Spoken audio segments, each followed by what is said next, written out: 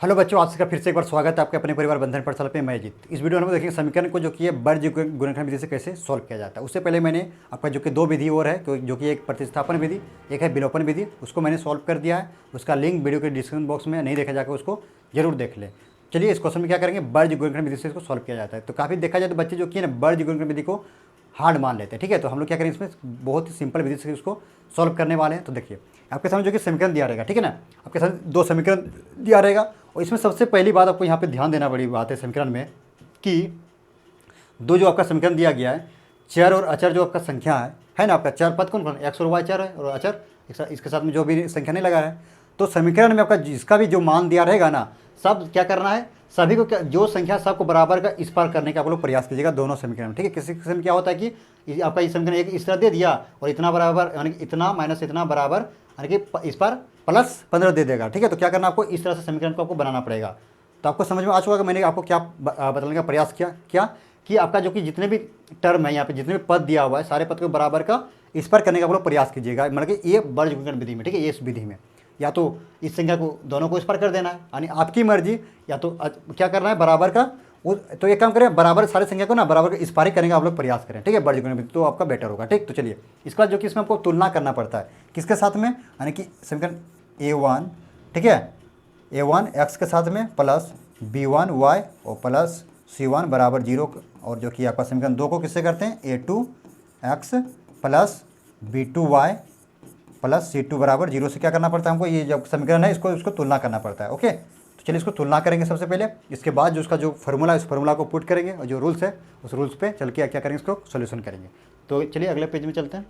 चलिए अब यहाँ पर देखिए इसको आपको यहाँ लिख लेना पड़ेगा। इसके बाद जो कि है समीकरण 1 को यानी कि तुलना करना पड़ेगा। तो किससे करते हैं, आप यहाँ पे लिखना पड़ेगा आपको। हल लिखने के बाद ये वाला समीकरण लिख लीजिएगा। इसके बाद समीकरण आपको आराम से इसमें बनाना पड़ेगा। समझिए, समीकरण 1 को A1x plus B1y plus C1 बराबर 0 से तथा समीकरण ये दो को किससे करेंगे, A2x plus B2y plus C2 बराबर 0 से तुलना करने पर, ठीक है, से तुलना करने पर क्या करेंगे, आपको तुलना करना पड़ेगा। ठीक है, तुलना मतलब कि देखिए यानी एक्स के साथ जो संख्या गुना में रहेगा उसको मतलब कि यानी A1 बराबर आपको यहाँ पर इसका मान से हम निकाल के इसको यहाँ पे लिखना पड़ेगा। चलिए इसको निकालते हैं। क्या देखिए A1 यानी एक्स के साथ मेरा क्या है A1, मतलब कि A1 बराबर कितना हो जाएगा, मतलब इसके देखिए आप समीकरण 1 की बात हम कर रहे हैं, किसकी, समीकरण 1 की बात करें तो आपको समीकरण 1 पे चलना है। मतलब कि एक्स के साथ में जो मतलब कि A1 मतलब कि A1 इसके साथ में क्या गुना है, जो संख्या गुना रहेगा उसको A1 माना जाता है। तो A1 बराबर कितना हो जाएगा, देखिए यहाँ पे कुछ नहीं, मतलब कि एक आपका गुना है, तो A1 बराबर मेरा 1 हो जाएगा। ओके, उसी प्रकार से B1, तो B1 बराबर देखिए कितना है, B1 बराबर इसमें देखिए -3 दिया हुआ है। ठीक है, उसी प्रकार से C1 बराबर कितना है मेरा, C1 बराबर -7 दिया हुआ है। ओके, और जो कि आप समीकरण 2 में देखते हैं, मतलब कि A2 बराबर मेरा क्या हो जाएगा, A2 बराबर देखिए अब इसमें समीकरण 2 में जाना है, तो देखिए एक्स साथ में क्या गुना है मेरा 3 है, आपका 3 दिया गया तो 3 हो जाएगा। उसी प्रकार से इसमें B2 बराबर देखिए B2 इसमें मतलब कि B2 माइनस इसमें 3 दिया गया है। ओके, चलिए अब क्या करेंगे, C1 यानी कि C2, अब C1 तो समीकरण 1 के लिए हो गया, समीकरण 2 के लिए देख रहे हैं ना, C2 बराबर क्या हो जाएगा मेरा, जो कि आप लोग का यहाँ पे दिया गया है -15 हो जाएगा।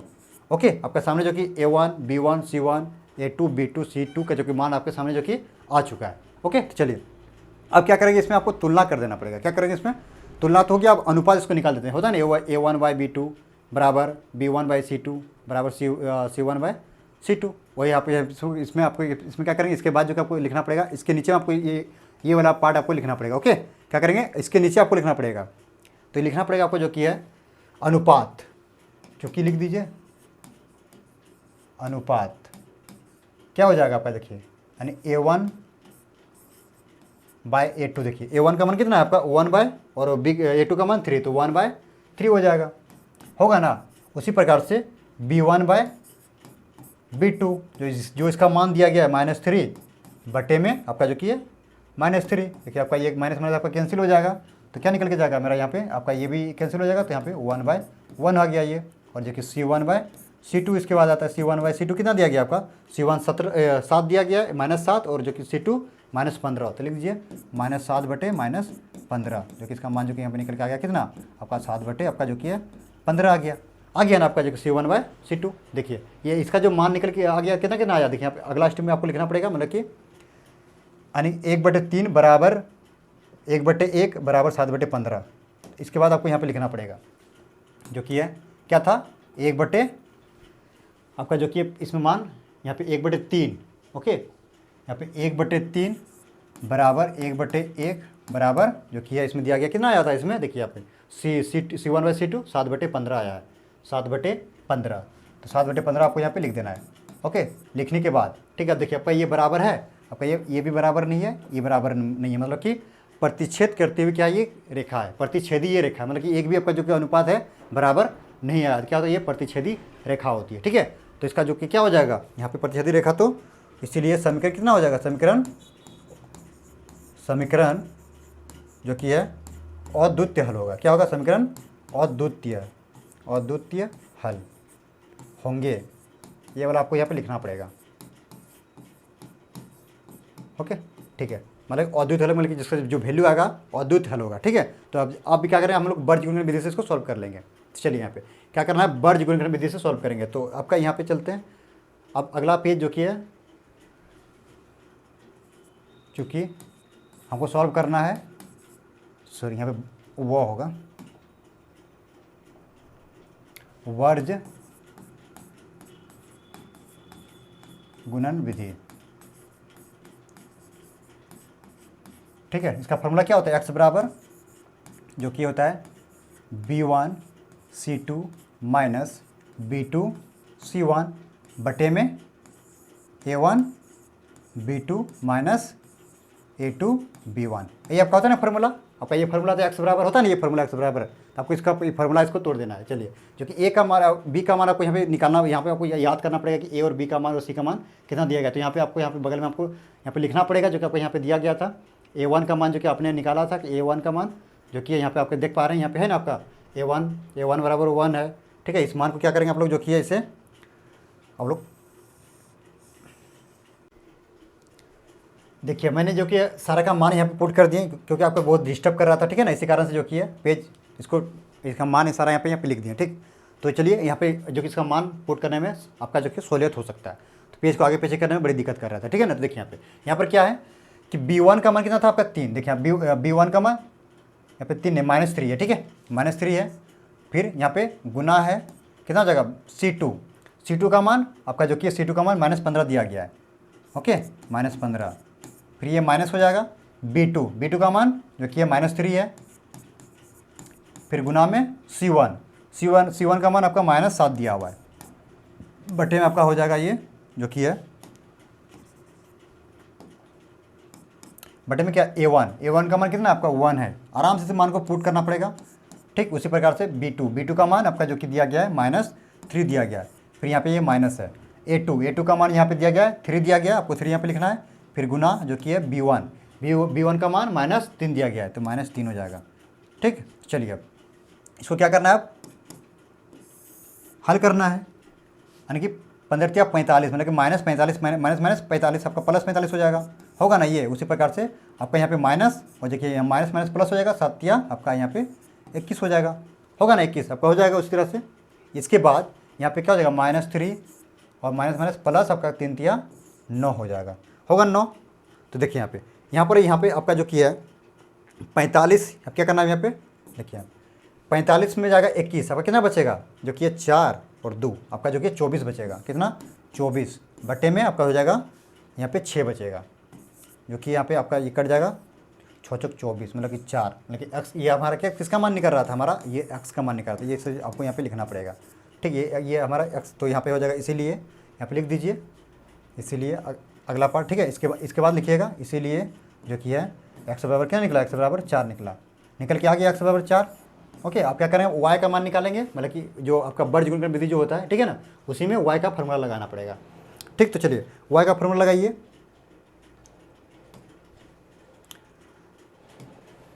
क्या होता है y का मान जो कि है y का फार्मूला